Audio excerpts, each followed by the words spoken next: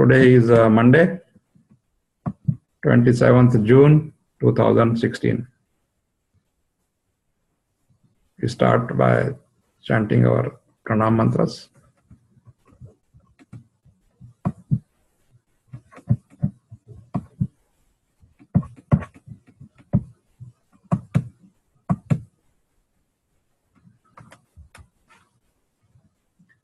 Narayanam namaskritya naram chaiva narottamam devim saraswatim vyasam tato jayamudirayet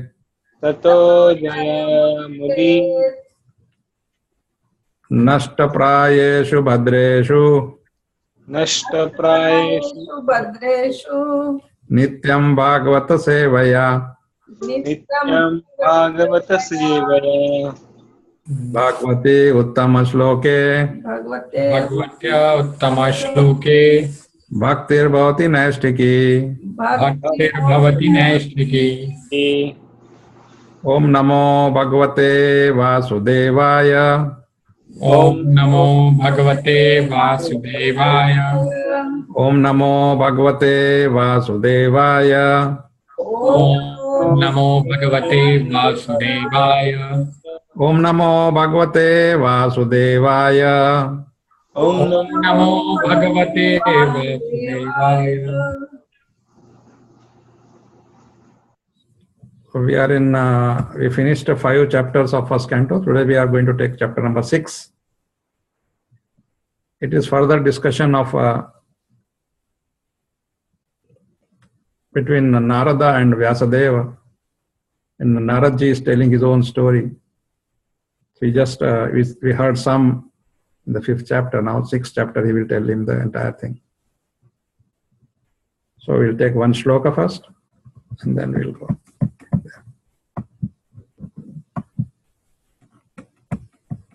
We are taking shloka number 35 from chapter 6.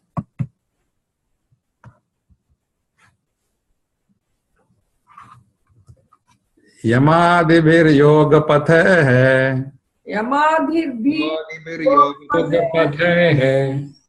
kama lobha hato muhu mukunda sevaya yadvat Mukunda Sevaya Yadvat tathatmadana shamyati Tathatmadhana Shamyati. Yamadibhir yoga pathe hai Yamadibhir Yoga Pathe hai kama lobha hato muhu Lobhato mukunda sevaya yadvat Mukunda Sevaya Yadvat tathatmadana shamyati. Tathatmadhana Shamyati. Divya Manjari Mataji.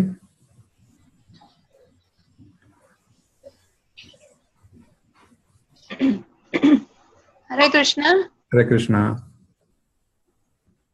यमादिभिर योग पथ है Yamadibhir Yoga hai काम लोभ हतो मुहुः Kama Lobha muhu Mukund सेवया यद्वत् Mukunda Sevaya Yadvat तथात्माधान शाम्यति. Tathatmadhana Shamyati. shamyati. Thank you. Yama adibhihi. Yama Adhibhihi. By the process of practicing self-restraint. By the process of practicing self-restraint. Yoga pathe hai. Yoga Pathe hai. By the system of yoga. By the system of yoga. Mystic bodily power to attain the godly stage. Mystic bodily power to attain the godly stage. Kama. Kam. Desires for sense satisfaction. Desires for sense satisfaction. Lobha. Lobha. Lust for satisfaction of the senses. Lust for satisfaction of the senses. Hataha. Hatha. Curbed. Kab. Muhu. Muhu. always. always. Mukunda, Mukunda, Mukunda, the personality of Godhead. the the personality of God. Sevaya, Sevaya, Sevaya, by the service of. by the by the service of. Yadvat, Yadvat, as it is. as it is. Tatha, Tatha, Tatha, like that. like that. that. Atma, Atma, the self. The soul. soul. I'm sorry, the soul. Adha, Atma, for all practical purposes. for all practical purposes. Na, Na, does not. Does not. Shamyati, Shamyati, be satisfied. Be be satisfied. Translation. It is true that by practicing restraint of the senses by the yoga system, one can get relief from the disturbances of desire and lust. But this is not sufficient to give satisfaction to the soul. For this, satisfaction is derived from devotional service to the personality of Godhead. So please repeat. It is true that It is true that by practicing restraint of the senses by by practicing restraint of the senses senses, by the yoga system, by the by the yoga system, one can get relief from the disturbances one can get relief from the disturbances of desire and lust. of desire and lust. But this is not sufficient But this is not sufficient to give satisfaction to the soul. to to give satisfaction to the soul. For this is derived For this is derived from devotional service from from devotional devotional service service to the personality of Godhead. to the personality of Godhead. of Godhead.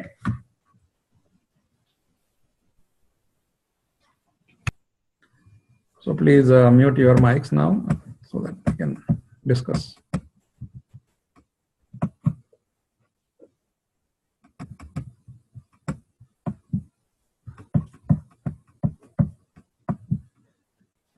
So this is very interesting narration by Narada Muni to Vyasadeva.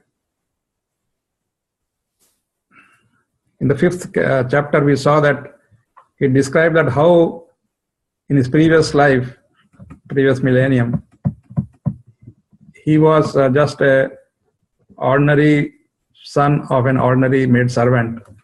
But just by associating with the sadhus, serving them, more important than association is service, serving them, he could get all the, not all, but a lot of knowledge from them. So then he said, I was completely satisfied by that knowledge. And he started practicing. That's most important, just getting a knowledge and practicing it is totally two different things. So in this chapter, Suta Goswami is narrating, as we know. So Suta Goswami said, O Brahmanas, Vyasadeva heard all these activities, the birth and activities of Narada Muni. And so he inquired further, he's asking more questions now because he wants to know more. So he heard up to, like we also heard up to the departure of the sages after the Chaturmas. So he's asking, okay, after the departure of these sages, what happened? You got all the knowledge. What did you do with that? So he is asking now his guru. Actually Naraji is his guru. So Srila Prabhupada in his purport says that this process of a Shishya asking the guru is called Sadadharma Pracha. Pracha. Meaning how to progress in your Krishna consciousness. So you need to ask if you have some problem, some confusion, some difficulties, etc. So he wanted to know what happened after your initiation. These sadhus initiated him, and then he's asking him now, how did you get this body, your present body? Because naturally you must quit your old body. And now you got this body. So how did this happen? So now, and then he also wants to know that generally when a person takes a birth, then he's to die, That's very natural. And this all happened, Narada's previous kalpa, everything happened before the day of Brahma. Before Brahma comes into being and, Garbhadaksha, Vishnu, all that we saw. So, he says, first of all, you remember everything. That itself is a little, surprise for me. After so much, Brahma's, we know what Brahma's one day is 4.3 trillion years. So it's a huge thing. How do you remember all this? And then I'm really anxious to hear what exactly happened. And how did you get this body, more importantly? So then Narada Muni starts telling his story. He said, these sages, they told me so many things I had learned from them. And when they departed, he says, I had to pass my life now, I had to do something. And at that time, he says he was the only son of his mother. And he says she was a maid servant, I told you already. And since I was the only one, so she said, no, the woman has to be always protected. And when the woman gets a son, and when son grows, he protects. And here, of course, there is no father. So son has to protect right from the early age. And he says, I was very, very attached to her because she was taking good care of me. I was so attached to my mother. And mother also is naturally very affectionate to the child. She wants to maintain him properly. But she is not independent. She is working for somebody. So she could not do much for me.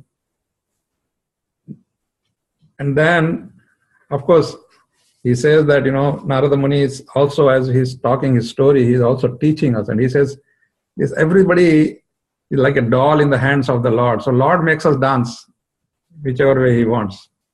So we were dancing, me and my mother, according to his order.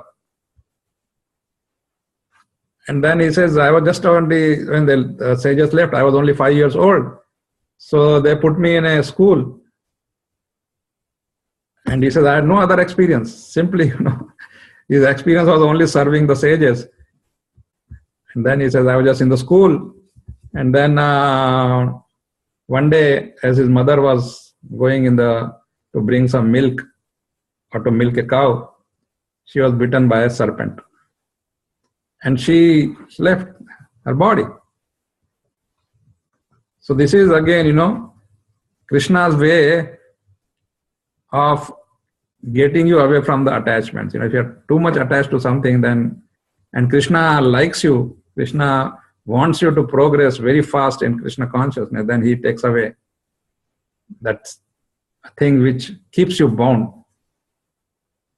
Of course, it's a mother, so we grieve, but then still he has got a higher purpose. Like Srila Prabhupada, he got married and everything, and then he had higher purpose. So and the wife was not cooperating in his preaching mission. So Prabhupada left her. Of course, he provided things, and then he left her, took sannyas. So like that, Narada Muni sees that, like a devotee, a pure devotee always thinks that everything is Krishna's mercy. So Narada Muni says, it was a very special mercy for me. Of course, because mother has been serving Krishna devotees, so she's guaranteed to get a place in the Goloka Vrindavan. So he's not worried about that. So he says, I was all alone now, what to do? So I started walking in the north direction. And then he talks about, of course, where all he went. He just went to various big towns, small towns, farms, mines, agricultural lands, valleys, flower gardens, nursery gardens. So he says, I just was traveling. I was just traveling in search of something. He didn't know himself what to, a small 5-year-old child, what he will understand, where he has to go and what he has to do. So he says, I was just wondering, thinking that he may get some sadhus again. So he was just doing the duty of a Parivajakacharya. Then all the sadhus who travel to preach are called Parivajakacharya. Like Srila Prabhupada always we say that in these pranam mantras. So he says, I went through some mountains and reservoirs and saw various minerals, gold, silver, everything. Another thing is, we can see that even in the previous yuga, everything was there. It's not that, it's something suddenly only in this century and, in the 19th century only we have everything. And before that, people were very, like they say, aborigine. There's no education, no nothing, not like that, Everything was very, very proper even in the previous yugas, in every single yuga. Then he says, as I was going through various forests, very rough forests, and then he went very deep into the forest. It was very fearful also, but Naradaji was not afraid, although it was looking fearful. But he says, I was just seeing snakes and owls and jackals, and nobody was disturbing him as it is. He was not feeling disturbed. But of course, at some point he became a little tired. He says, I was very thirsty and I was very hungry, and I didn't know what to do. So then he found a lake. So he drank the water, he took a bath, and then he felt a little better. So, of course, you have to keep your body and soul together. So that is one thing we should not neglect. So then he says, as he was traveling, he went to, he sat down under a banyan tree, in the shadow of banyan tree. It was totally uninhabited forest, nobody was there. And then he says, sitting there, he started to meditate. Because that's what he has learned from those Vedantists. So they said the super soul is there. He knew that. So he started meditating on that. The 400 Narayan form of Krishna. So this way, he was doing his dhyana. And then he says, the moment I started meditating, on what? On the lotus feet of Krishna. That's important. Meditating simply will not bring you relief. But it will bring you some physical relief, as it is said, in the shloka what we read today. It says that by doing yoga and all that, yama niyama, you can control your lust and all to some extent. But then you cannot get the bliss of serving Krishna. So he says, as I was meditating, and it's a new experience for him because earlier he had no time for meditation, or he was always serving. So he says tears started rolling from his eyes. And as he was in that situation, Krishna appeared in his heart. Just Krishna appeared. And naturally, when he had this darshan of Krishna, for a very small time, it was just like a moment. By the time he could concentrate and start enjoying that darshan, he couldn't see it anymore. So he just telling Vyasadeva that, oh, you can understand my situation, I got the highest, the most wanted thing of my life, but just for a moment. He says, just when I saw that and I was absorbed and I didn't know what to do, I was so happy. And then suddenly Krishna disappeared. And he says that he saw the Krishna's transcendental form. Yeah. So Krishna, again, for the Mayavadis, when they read this, I don't know what they say, but it says very clearly in the shloka, Rupam Bhagavato Yattan. And he says, you feel so good. Actually, if somebody has a darshan of the Lord, then after that, nothing else is required. There's no other desire. When a lot of people say, oh, I had the darshan of the Lord, but then you are continuing doing what you are doing, you're eating, drinking, sleeping, all that thing, you're continuing, then what is the use of that darshan?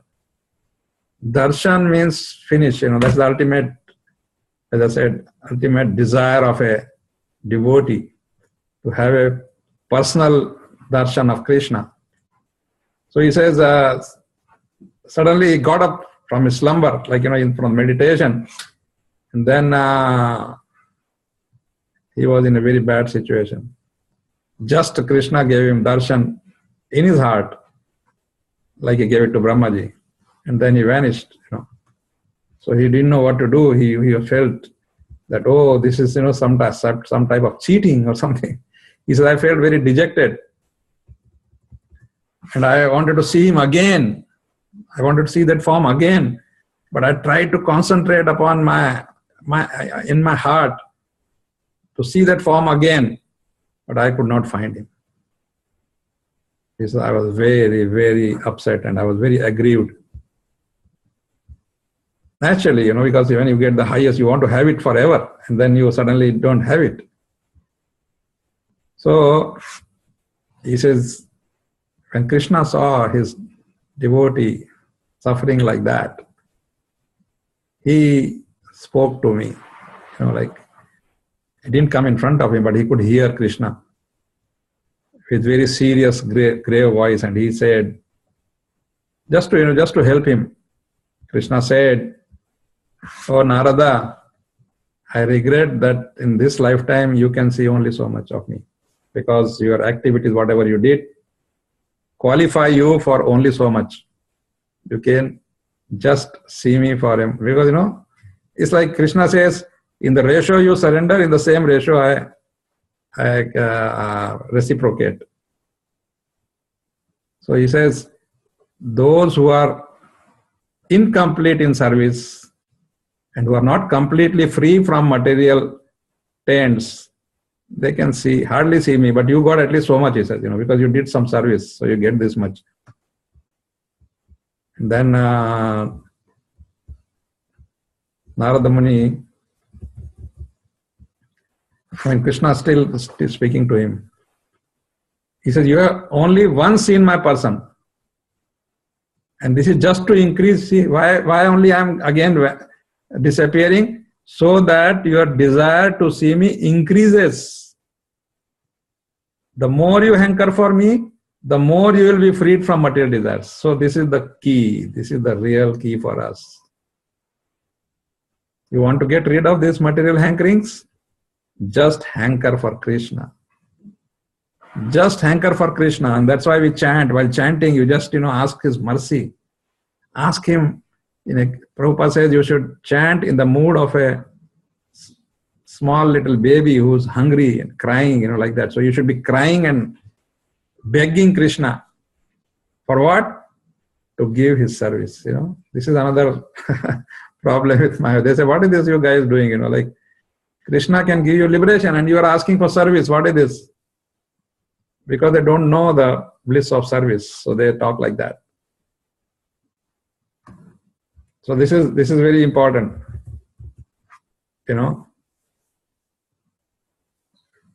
Prabhupada says, a living person cannot be without desires.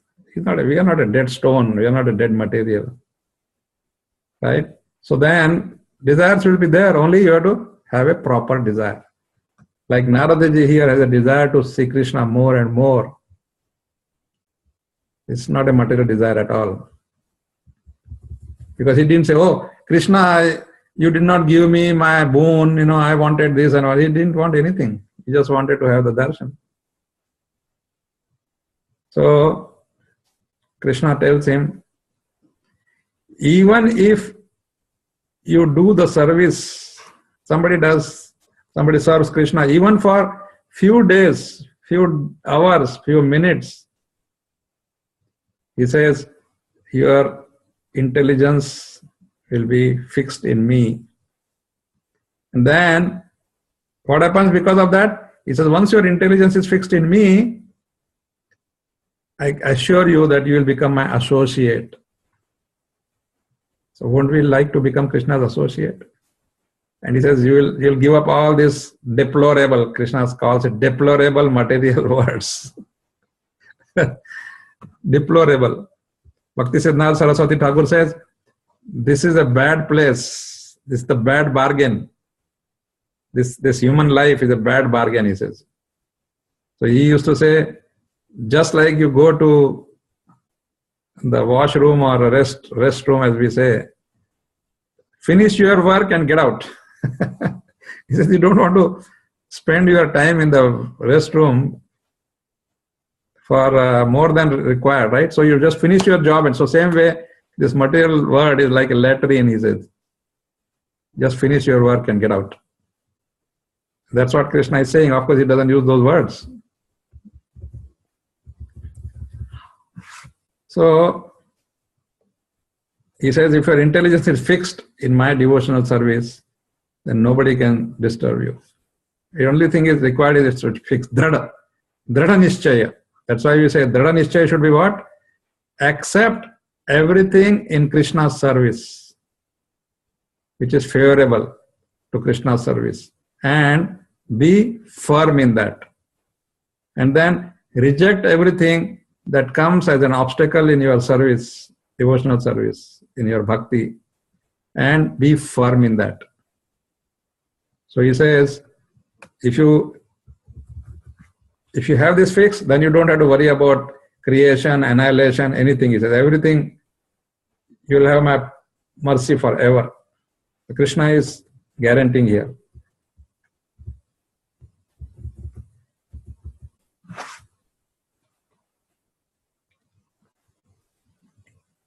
Then Krishna stops speaking. And Naraji says, I felt so good hearing from Krishna directly. I was full of gratitude. And then he says, I just offered my obeisances. I bowed down my head. And then, now he says, now when Krishna goes, what he does? He starts chanting the holy name, fame of the Lord, by repeated recitation. What we do? Repeated recitation. People ask, why chant same mantra again and again? Ignoring all the formalities of the material world. Ignoring, like where you are, what you are doing. I don't know how many of you have chanted in Walmarts and different places, I don't know, some people feel shy. Oh, people will see me and all that. But I'm telling you, it is only one time shyness. Once you start doing it, I've seen so many devotees, wherever they go, they chant. You can chant in any situation. So Naradaji is here, of course, alone, but he says, this chanting and chanting of the transcendental pastimes of the Lord are very, very beneficial. So he says, I was traveling all over the earth, fully satisfied, very humble, and unenvious. The devotee of the Lord is never envious. That quality comes automatically once you are sincere and you start surrendering to Krishna slowly. So then Brahmana, he says, he's talking to Vyasadeva, he says, oh, Vyasa, in due course of time, I was just thinking of Krishna all the time, and therefore I had no attachments. Completely free from all material ends. And then he says, I met one day with death. Just finished. Because as I said, once you've taken the birth, you have to die, you have to leave the body one day. Of course, its soul doesn't take a birth or it doesn't die, but the body does. Then Then Krishna, this will come in the 3rd chapter, how in the creation, Brahmaji started creation only after Krishna created personally all these great personalities like Narada, and there's a list of them. So Naradaji also got his transcendental body with as good as Krishna's associate. And he says, I quit the body of the 5 Panchabhuta body. And then he says, all my karmic reactions stopped. And he was given a special privilege for his service. And what are the special privilege? That he can travel anywhere. And he's in the transcendental form all the time, because unless you have a transcendental body, you can't travel to other planets. But he can go to any other planet, any other universe, whatever, wherever he wants to go. And going and doing what? Helping people become devotees. So at the end of the millennium, when Lord Narayan, Karanodaya Vishnu, is within the water of devastation, Brahma again begins to enter into him along with all creative elements. And then he said through his breathing, when Mahavishnu breathes in, all the universes go back, right? So he says, I also went along in his body when he took his breath in. So that's why he's sometimes, he's called in as a son of Brahma, right? Then after, as I said, 4.3 trillion solar years, when Brahma awoke, again he was told, that, okay, you create again. And that's why I was saying, Narada says, confirms, he says, the rishis like Marichi, Angira, Atri, so on, are all created from the transcendental body of the Lord. And I also appeared along with them. So this is a confirmation from Naradji.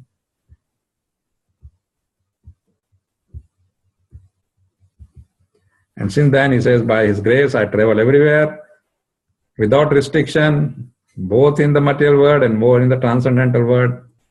And, Triloka, he can travel anywhere.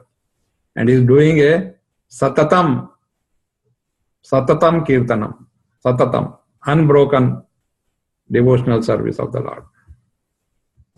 And then he talks about the Lord gave him this veena. This veena to Narada is given by Krishna.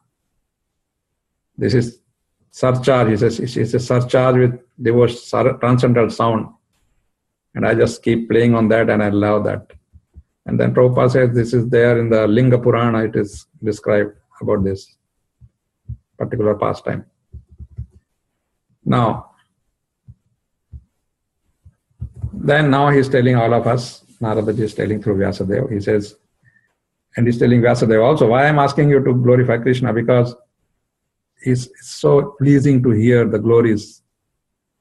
And then he said, Krishna can sit on your heart, seat of your heart. And then he says, moment I start chanting, everything becomes so peaceful for me, so nice for me. And then 2 instructions here. Naradji says, it is my personal experience that those who are always full of cares and anxieties due to desiring contact of the senses with their objects, they are called, in the Bhavasagara. And then the most suitable boat to cross that is Hare Krishna, Krishna Krishna, Hare Ram, Ram Ram, Hare.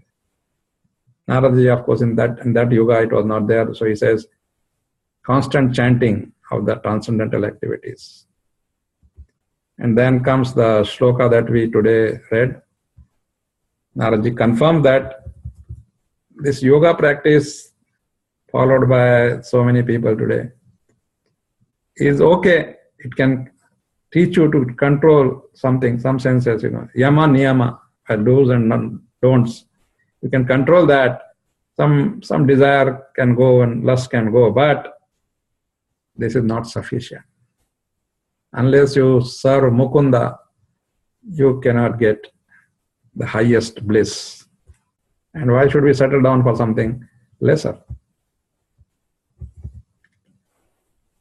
So then he tells Vyasadeva that you are fully free from the sins, and I explained to you my own birth and activities.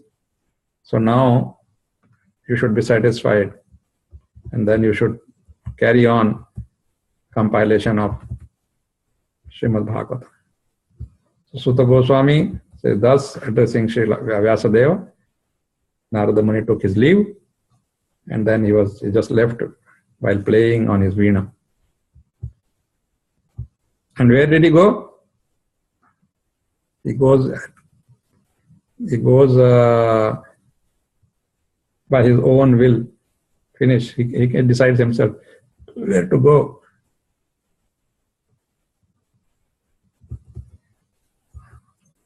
And then he is glorifying Narada Muni. And he says, because he is glorifying Krishna, he is also glorifiable. So he says, we should all bow down to him and take his instructions seriously. So thank you very much. I'd like to stop here. If you have any questions, comments, we can discuss. Hare Krishna.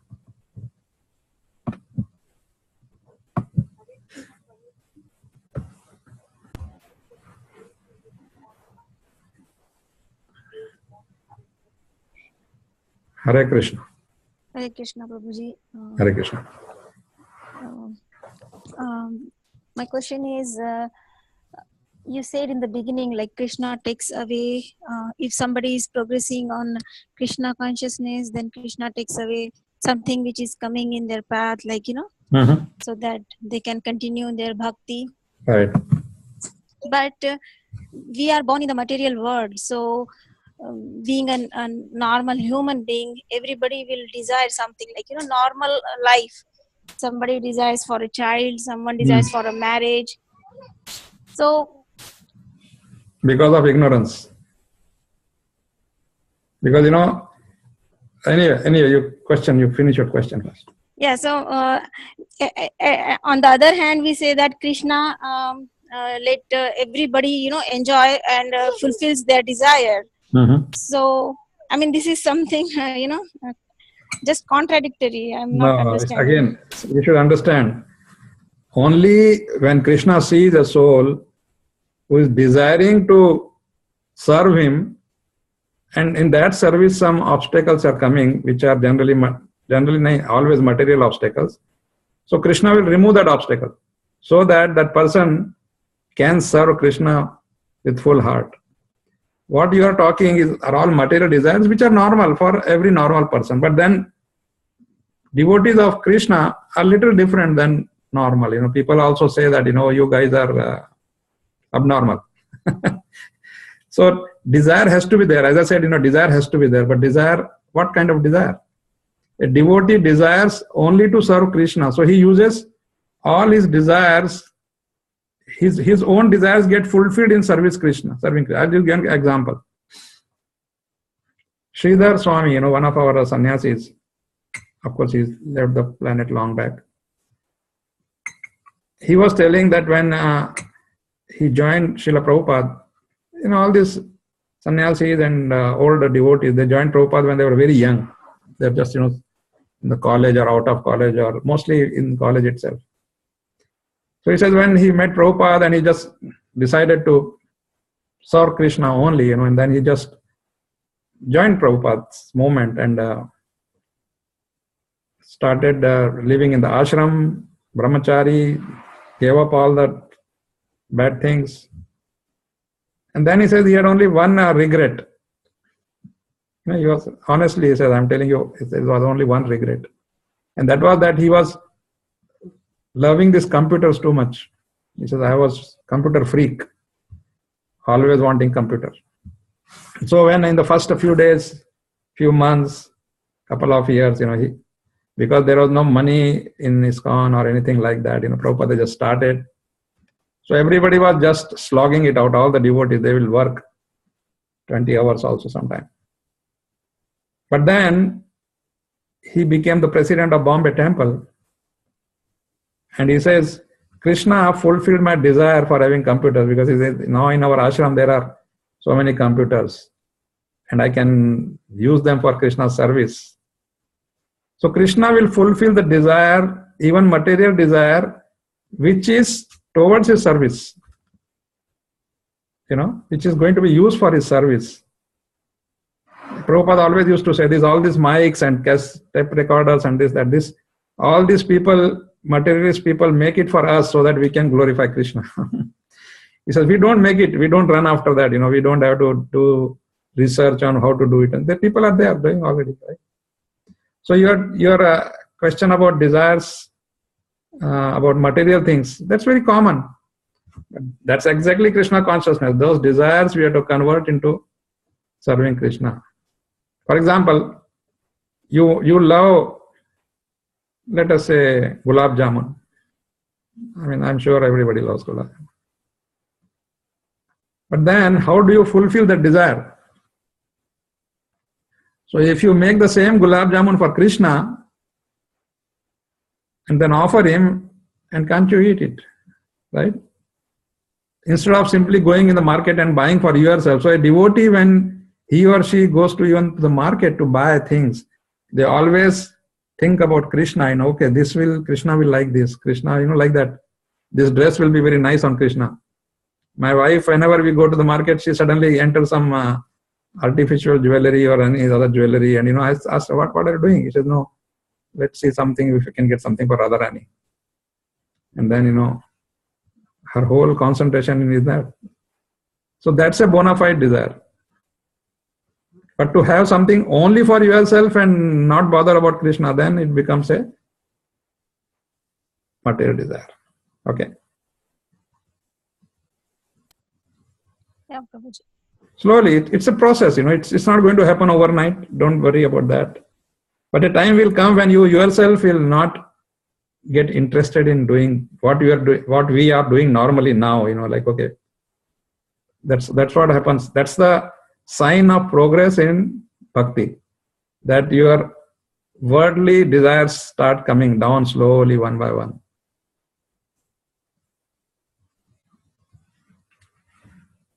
Thank you, Mataji. Thank you, Prabhuji. And one more question. You said we should, as a Krishna devotee, we should not ask for the liberation, but we should ask always for the service of Krishna. Right. So service of Krishna means what? Like doing service for the Krishna on the earth planet? Yeah, right now you are doing that service. You are doing Shravanam of Krishna Katha. I'm just telling you, there's one service.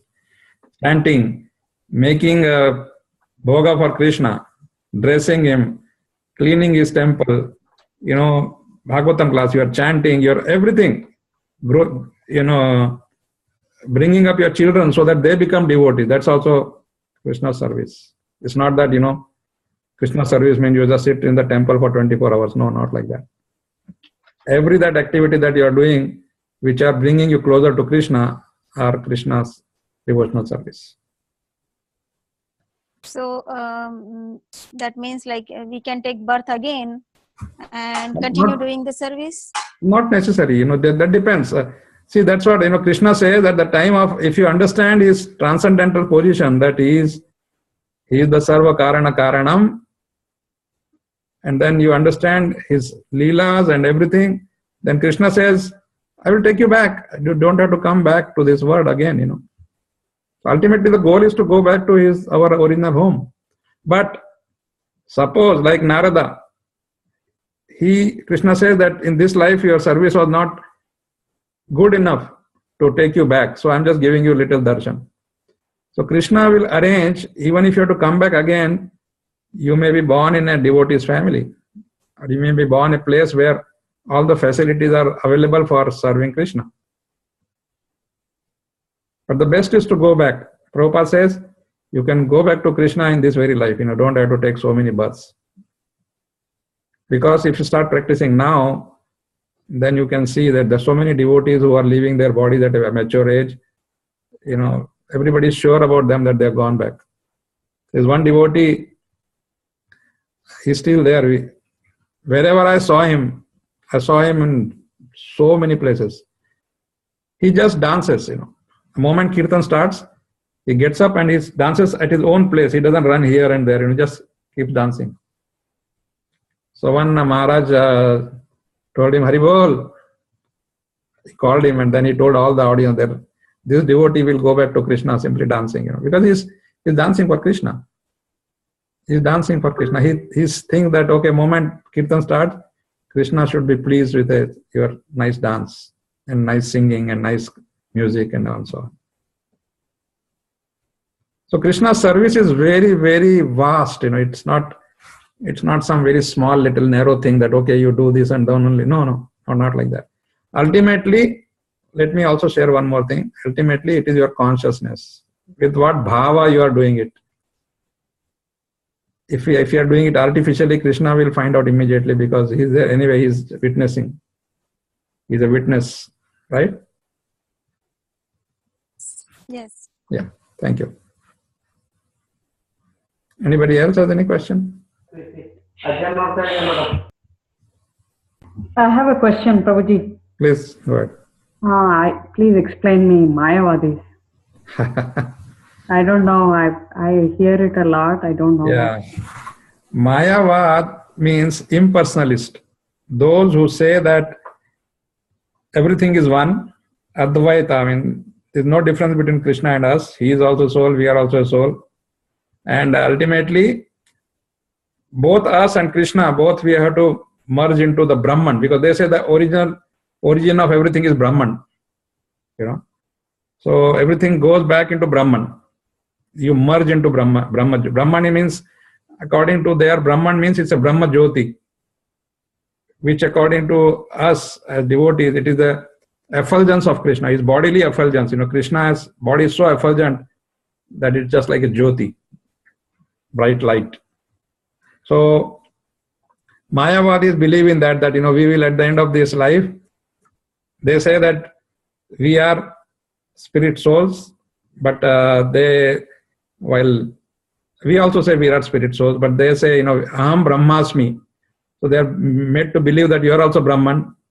And right now you are in Maya, meaning you come into this material world, and because of that you are in Maya. So once you remove this Maya, this illusion, then you can see yourself as God. So that's why they are called Mayavadi, because according to them, the moment this illusion Maya goes, then another thing they say is that Brahma is Satya. This Brahman is the only truth. Jagat Mithya means this whole material world is false. And our philosophy says material world is not false, but it is temporary. It's there, because we are living in the material world, so how can it be false? We are living there. But this is not the end. This is not our original home. That is the real knowledge, that this is not our original home. By serving Krishna, he will take us back to our original home. And that original home, what happens there? Every soul is serving Krishna blissfully. And that bliss cannot be achieved by any of the Mayavadis, because no service, no bliss. You lose your identity, then you do what? Right? Suppose, for example, I am giving you a choice, like Brahma Jyoti is bright light, right? Suppose somebody gives you 10,000 rupees or 1 lakh rupees and says, okay, this is a room full of light. There are very, very bright lights. So you go and live there happily and no activity. Will you like that situation? Just live there, nothing. You cannot do anything. You lost your identity, so you are there now. And as per Bhagavad Gita, Krishna says the soul never loses the identity, because it's always there. It cannot be cut, it cannot be wet, it doesn't die. It's right. So now what happened to that soul? Where did it go? It's there still. It's still there in the room. I'm just talking of the room. I'm talking of the Brahman now, Brahma Jyoti. So that is Mayavad. Mayavad means you are God, I am God. Right now we have forgotten that we are God, but we can become God. But we say that we can never become God because God is God, we are we. We are servants and He is the master. So there is a little difference between the two. Thanks, Prabhuji. Only thing common between them and us is that we also have the qualities of Krishna, but the quantity is not. According to them, they don't bother about quantity. They say it's all same. But we say what Krishna, super soul, can do, the soul cannot do. And Prabhupada gives an example of a drop of water in ocean has the same chemical composition as the ocean. Each drop has the same composition, but then the small drop cannot do what the ocean can do. So we are insignificant and He is most significant. That is our theory. And so we serve. We get the maximum bliss by serving Krishna. Don't you? Yes, this was very clear. Thank you. Hare Krishna.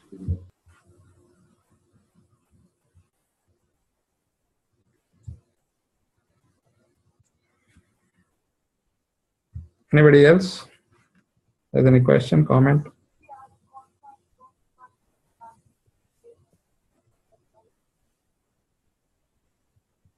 Okay, then we'll stop here. Thank you very much. Hare Krishna, Prabhu.